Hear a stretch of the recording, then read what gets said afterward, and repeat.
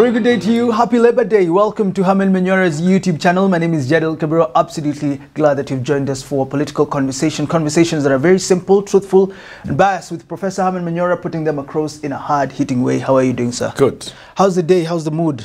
Well, the mood is okay. The country is okay, but we are a little worried about tomorrow. About tomorrow. How have you celebrated your workers? How have you celebrated them? My workers, I celebrate them every passing minute within the limits of my means. You don't have to be reminded that it's Labor Day to celebrate them. Yes. But tomorrow, Prof, things are going back to where we didn't want them to go. Maandamano, they'll be marching in different offices in the CBD, despite the police saying, there is sufficient time. There is time for us to go back to reason. Yeah. I want to address myself to Kimani Ichung'wah. And because the other man, they made the chair of their committee. His name I can't. I don't even know the person. Some senator from, I don't know, Meru or where.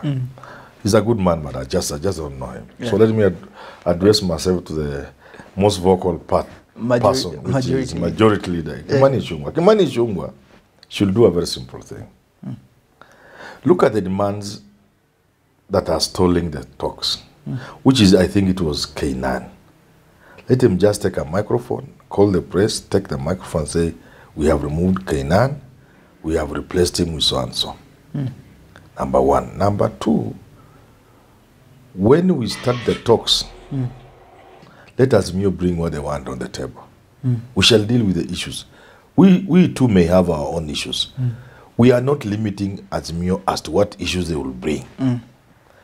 But what we may not want, perhaps, are conditions before the talks. The idea of K9 to Metoa. All issues are on the table. Even if it is cost of living. When we begin the talks, let them share with us how we can reduce the cost of living. It's in the interest of everybody.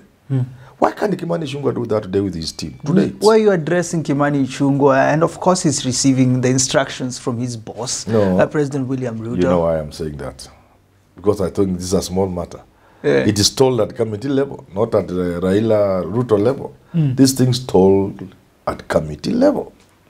The stalemate was at committee level. The two couldn't agree. And therefore, if I knew the leader, I would have mentioned him. Since I don't know his name, I'm mentioning Kimani Ichung'wah to tell that leader. And Kimani Ichung'wah should be there because he's forceful. To say we have removed K9, we have replaced him with so and so. That the party leader can do that administratively. But when you listen to the president say they will not allow sabotage in the country, why is the sabotage? Where is the sabotage? I don't understand. According to the show me where the sabotage is. You know, I have read enough history that really sometimes gets me. There's a philosopher who said, in trying to define history, people have given all sorts of definition, a record man's past, blah blah. Another one said, history is but a record of man's folly. Historia ni kumbukumbu ya ujinga na ushenzi wa binadamu. Hiyo ndio historia. Ukisoma historia ni ujinga wa binadamu tu na upumbavu wake na ushenzi wake. Roll into one. People never went to war for any serious reason. You know that, eh? It's so sad that people rarely went to war over serious issues. Like this country is fighting over resources on the boundary. On the border, with the other country. No! Rarely did that cause any war. Wars are caused by very stupid things. Now, if you asked me, what is the difference between Raila and Ruto in this country? I don't see it. I'm not seeing anything. Why is the president angry and annoyed and saying, you can't allow what? In the first place, there is nothing to allow or not to allow. What is there? There is nothing to allow, not to allow. Or not to allow. What is it? Tell me one thing. These are Kenyans. They can sit down and talk. I have said this so many times, I'm getting annoyed. We will begin understanding the differences when they arise out of the talks. That Azimio have put their foot down, they are saying the server or nothing else. And the Ruto is saying, if you go to the server, this is the end of the talks. That we shall understand. When there is something they are differing over as they talk. But before they talk, what is there to differ about? What is there to show? What is the bravado for? Don't you think it's reasonable for Azimio What's the bravado for? to bring this bravado because of Aidan Keynan? Oh, that's what I'm saying. I've just said now. Before the talks, though. They remove this Keynan man and put there somebody else. How can we destroy a country because of an individual? Does that mean... And you know this, I want to repeat this thing with my injured finger. I want to repeat this. We are playing with danger. Countries have gone down for much less. How many times have I said that? So many times. Mnacheza na hii kitu ya maandamano na watu kwenda Nairobi. I was talking to a guy, a friend of mine, a young man, he's in Italy. And we discussed for a very long time. And we were saying this. It seems, it is sad and dangerous that a number of people don't seem to understand the scale or the magnitude of this problem from either side. There is a measure of some inability to understand the scale of and the magnitude of this problem. Because on one side, Raila think it's just as easy as saying we shall go to the streets and then Ruto will carve in and give what we want. It's not that simple. You think Ruto can just give his presidency because we have gone to the streets? Is that why Ruto has this sort of attitude now? No, you see, this is the other side of Raila. But the other side of Ruto. They are talking so recklessly. Safuria kwa kichwa maandamano, bring it on. We shall not allow. What power do you have not to allow? In which what power? And I'm the commander-in-chief. Which commander-in-chief? Which side is the president said he was the second in command in Kibra, and a few minutes later, stones were raining and he was running away. So look here. I want to help Kenyans to understand this thing. Kina Bungei, what is it called? Bungei. I want to help them to understand this thing. I want to break it down. Government can contain riots and messes and crime and breakdown in law and order when the majority of the citizens are with the government. And when a handful of Kenyans trying to break law, the police will arrest them. If they become rioters, maybe they are joined by crowds, the police will still manage them because the majority of the citizens are on the side of the police and the government. That's how it works. So, I mean, I want Bungei and Ruto and everybody to understand. Let me demonstrate this. Some people, like Malala, they say because Raila is taking demonstrations to Nairobi and destroying other people's property there, we are going to take demonstrations to Kisumu. Anti-Raila demonstrations. Kisumu. Then they organize them. They will get people. Yes. But those people who are demonstrating, they will be in a terrible minority. Okay? It has to be in such a way that the demonstrators and their sympathizers are in the majority. When that happens, the police are down. That way, the demonstrations will succeed. So if Malala has taken there in Kisumu, they will succeed if the people there demonstrating and their sympathizers are in the majority. But in the case of Malala, that will not be the case because the demonstrators, with whoever is their sympathizers, will be in a terrible minority. So those demonstrations will not succeed. And you get the point now? I'm getting you. Now, flip over.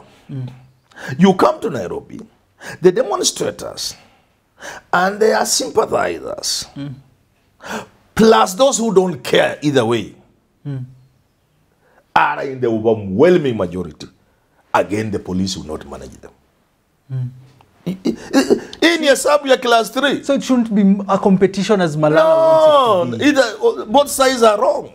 Where is the Raila is wrong, Ruto is wrong. Raila thinks you can just demonstrate and get what you want. I'm asking, nobody can give his power just like that. In which side? I am not saying what Atwoli is saying.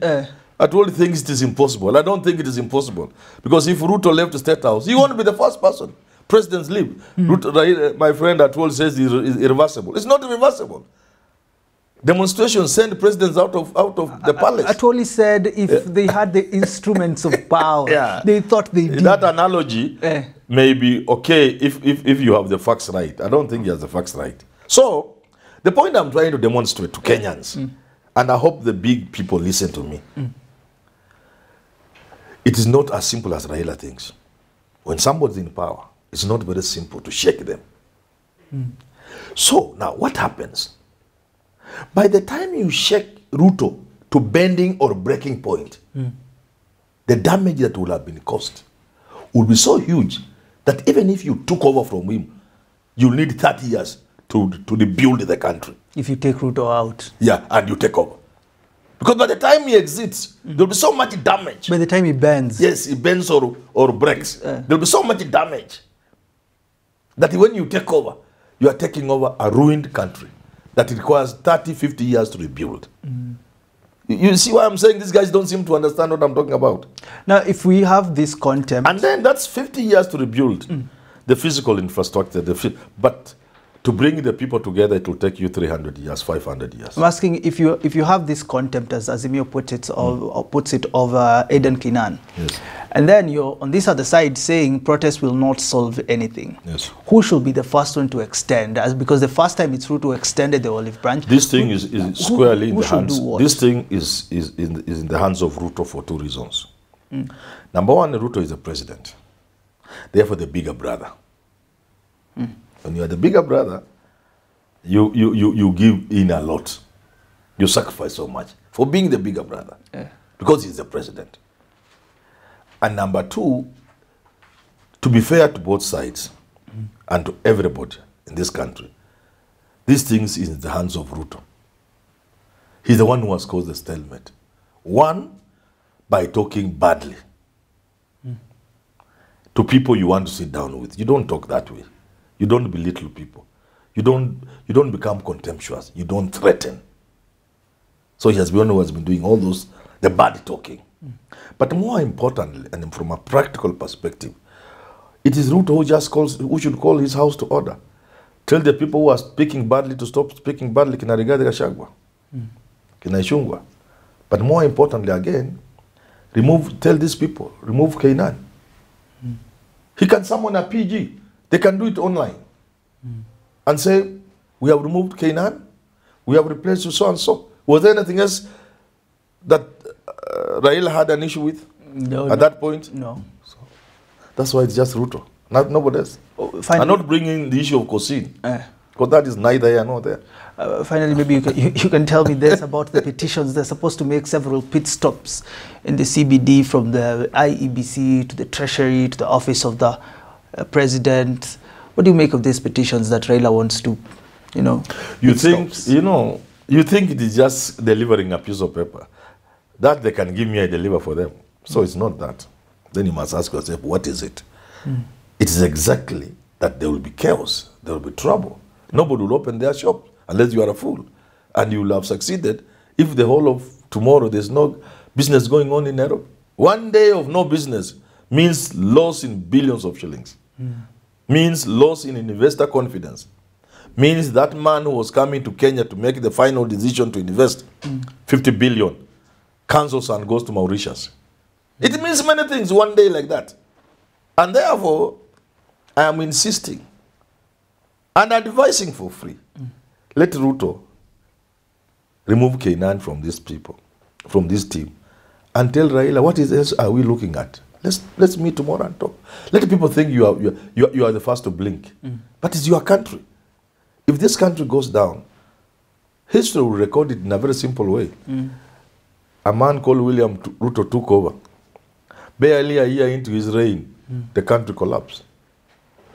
And then we'll begin enumerating his weaknesses. That history is very good at recording. And your children will read this history, and your grandchildren. So what's wrong with our grandfather? You know, that's what I'm saying. Whenever I read history, I just wonder, did the people have to go to war over such a small matter? I believe there is sufficient time. There should be sufficient goodwill. There should be sufficient reason and common sense and brotherhood for Ruto and Raila to ensure the talks continue and we do not go back to the streets. Because the final thing I want to say is, we are tempting fate. We are tempting fate. What a good place to wrap up. Not a good place, but we're wrapping up. Until we do talk again, have yourself a lovely rest of your day.